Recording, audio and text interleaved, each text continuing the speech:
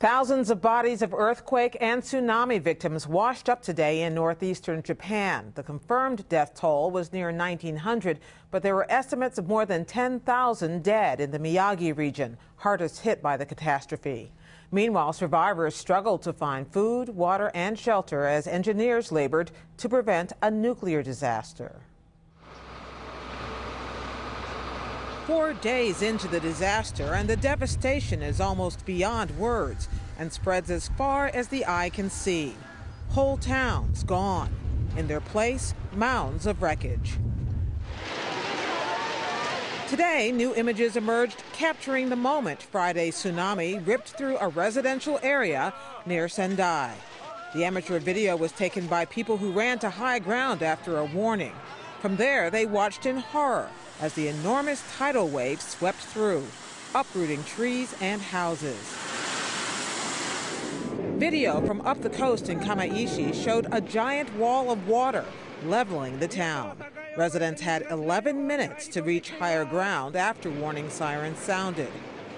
In the aftermath, the hunt for survivors continued, with many of the homeless still searching for their loved ones. My relatives and friends are missing after the tsunami destroyed the village. They were all washed away.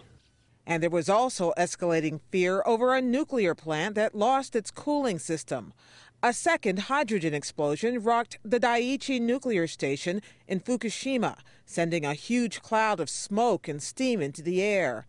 11 workers were hurt. On Saturday, a similar explosion tore through a different reactor building at the same plant. Fuel rods in one were fully exposed at least twice today, and authorities continued dumping in seawater to cool down the nuclear cores. In Vienna, the head of the International Atomic Energy Agency said the situation is unlikely to turn into an all-out crisis, and Japanese officials said the containment shells surrounding both reactors remain intact, with no evidence of widespread radiation exposure. It is true that irradiated materials which are not of a level that can cause harm to humans have been emitted, but they are moving within limits. So there is no need for unreasonable worry, and I think people should respond calmly. At the same time, 22 people tested positive for contamination, 3 of them with serious exposure. Others waited patiently as medical teams in head-to-toe protective suits used Geiger counters and handheld scanners to check for radiation. And nearly 200,000 people have been evacuated to temporary shelters. The town's response was way too slow, and that's why things have ended up this way. They said it was safe and there was nothing to worry about, and I trusted them completely.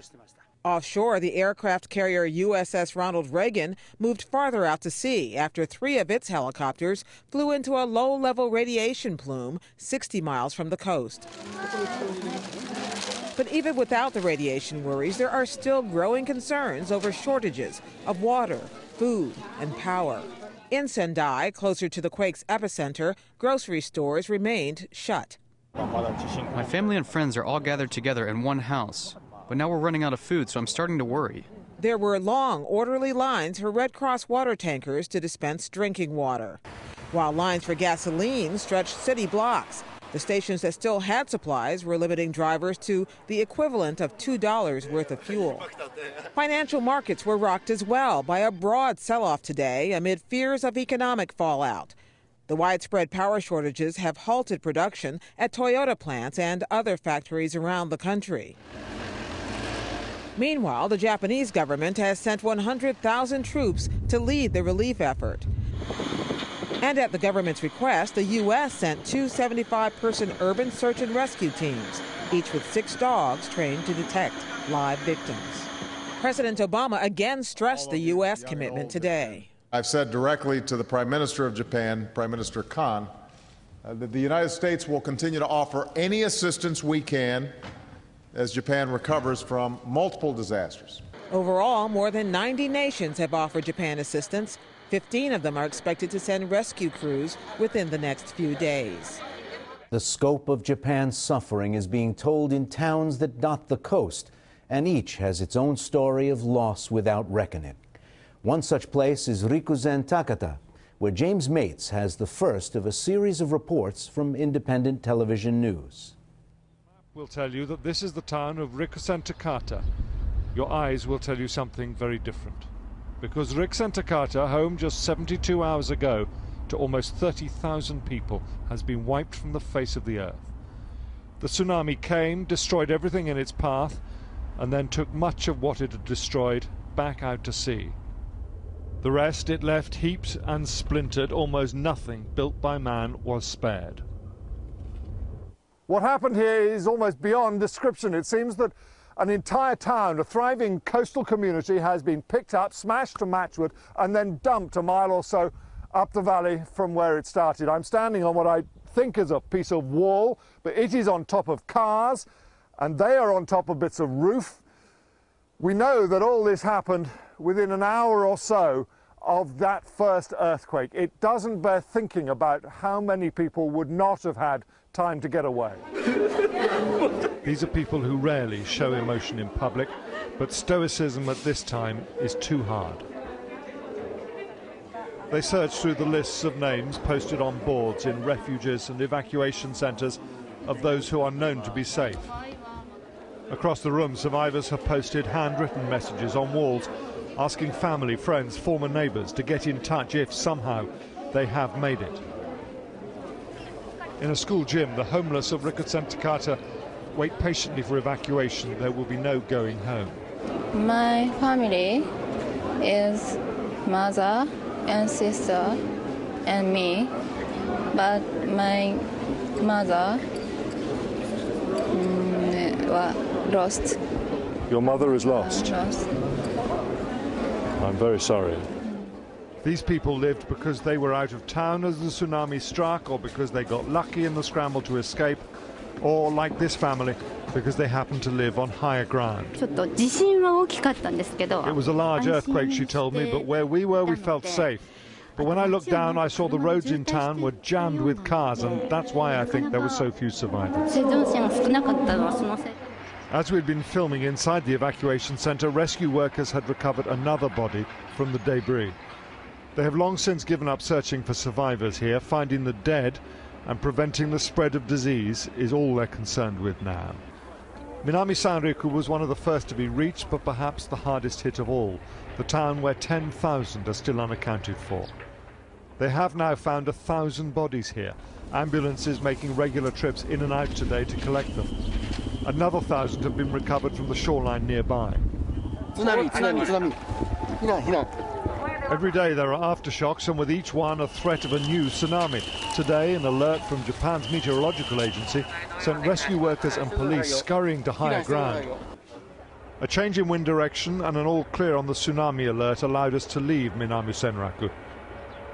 As we left, we found Kudo Shinsuke standing on the concrete foundations of what had once been his house. His family was okay, he told us. We had a vehicle waiting and a hotel to go to. He no longer had a possession in the world. Alex Thompson has our next report. He's just down the coast in the fishing port of Kesanuma. Much of the town and its central business district now lie in ruins. The port of Kesanuma this afternoon.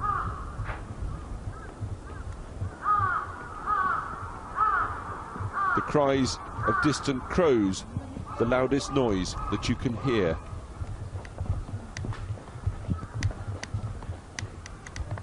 The town's giant tuna fishing fleet, stranded where the ebbing tsunami had left them, all over this town. People are coming back here. They can't quite take it in.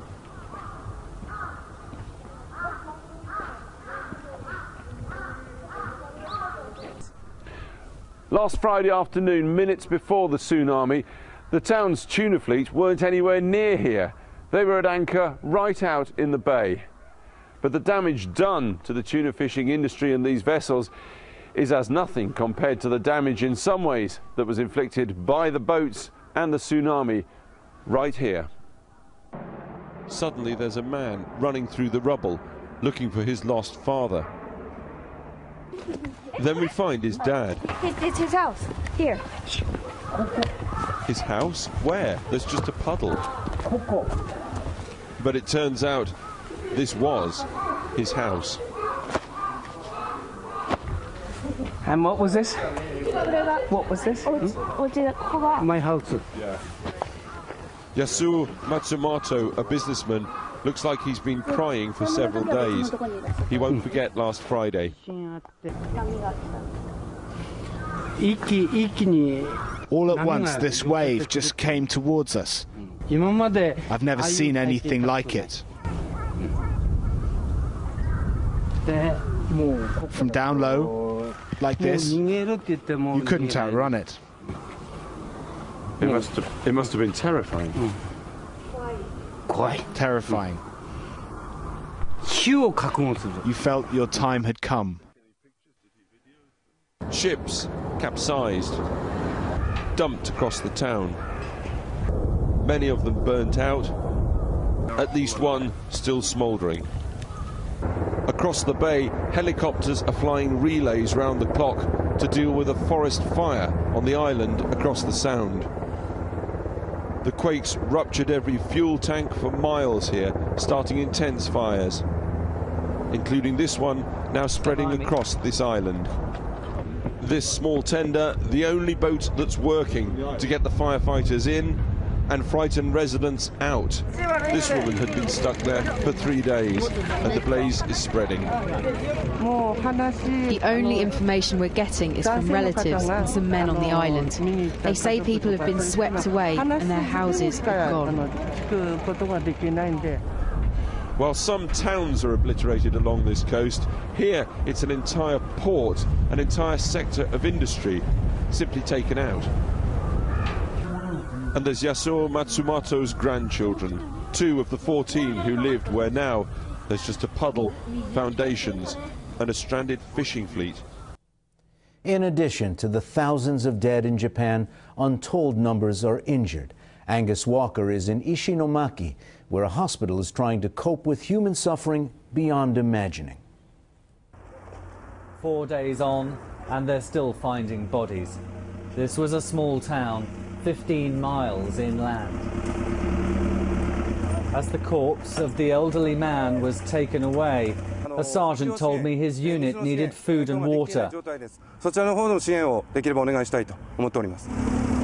If the army needs supplies, what hope is there for anyone else?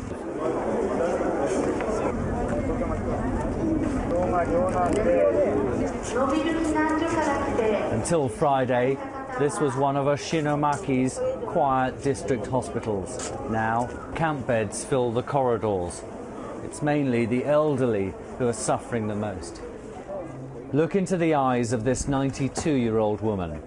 26 when the atom bombs were dropped on Japan. Did she ever expect nature to match the destructive force of war? Severe damage to the roads along Japan's northeastern coast mean it's very difficult to get aid to the victims of this disaster. And look at this, the force of the earthquake has flung pieces of tarmac like playing cards. 26-year-old Shimutsu Yasuhiro, his wife and friends had just waded out of their village. He cradled his 10-day-old daughter. What's the name of the baby? Lucky desu. Lucky. She's lucky to be alive.